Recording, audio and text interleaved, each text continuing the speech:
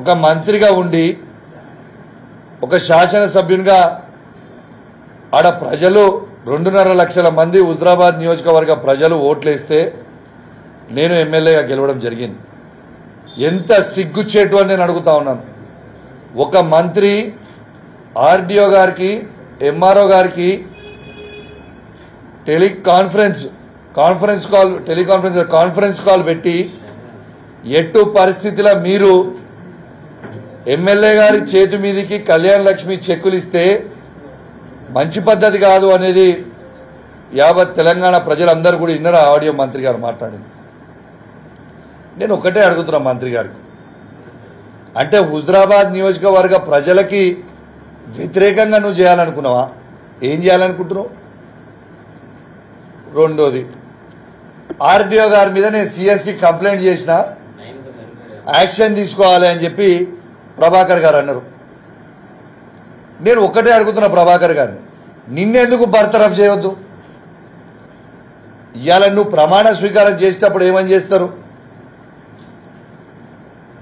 రాగ ద్వేషాలు లేకుండా మేము చేస్తామనేది కదా ప్రమాణం చేసింది.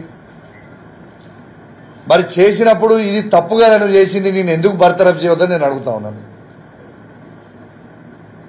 నేను పొన్నం ప్రభాకర్ గారికి కరీంనగర్ గడ్డ మీద నుంచి ఛాలెంజ్ విసురుతా ఉన్నాను.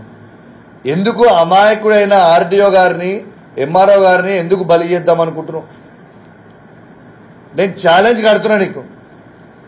ఆర్డీఓ గారికి నాకు ఒక్క ఫోన్ కాల్ ఉన్నా కూడా గవర్నమెంట్ మీదే తీసుకోండి, ఒక్క ఫోన్ కాల్ కూడా ఉన్నా దేనికంటే దానికి ఛాలెంజ్. మీరు నాకు ఈ ఆడియో లీక్ అయింది నీ ఆఫీస్ నుంచి ఆడియో లీక్ చేసారు. నీ ఆఫీస్లో ఏం జరుగుతుందో నీకు తెలియకపోతే అమాయకులైన ఆర్డీఓ గారిని ఎంఆర్ఓ గారిని బలి చేసుడేంది? ఇలా ఖచ్చితంగా నేను కూడా డిమాండ్ చేస్తా ఉన్నాను, ఎటు పరిస్థితుల్లో పొన్నం ప్రభాకర్ గారిని ఖచ్చితంగా బర్తరఫ్ చేయాలని నేను కూడా డిమాండ్ చేస్తా ఉన్నాను. ఎందుకంటే ఇది ఆయన మాట్లాడేది ఆయన ప్రమాణ స్వీకారం చేసిన దానికి దీనికి సంబంధం లేకుంటున్నది కాబట్టి ఖచ్చితంగా పొన్నం ప్రభాకర్ గారిని ఇలా బర్తరఫ్ చేయాలని కోరుతా ఉన్నాను. నిన్న కూడా ఇలా ఈయనకి ఎట్లయిపోయిందంటే ఈయనకొకటి పెడదామనుకుంటున్న పేరు పొన్నం ప్రభాకర్ గారికి ఇవాళ నుంచి ఆవేశం స్టార్.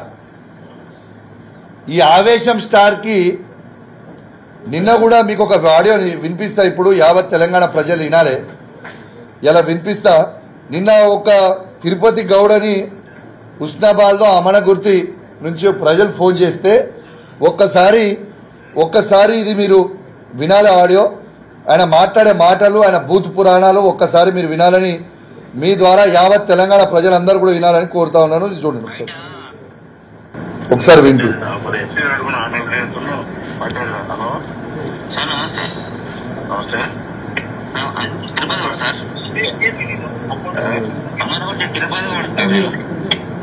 మాక్సిమం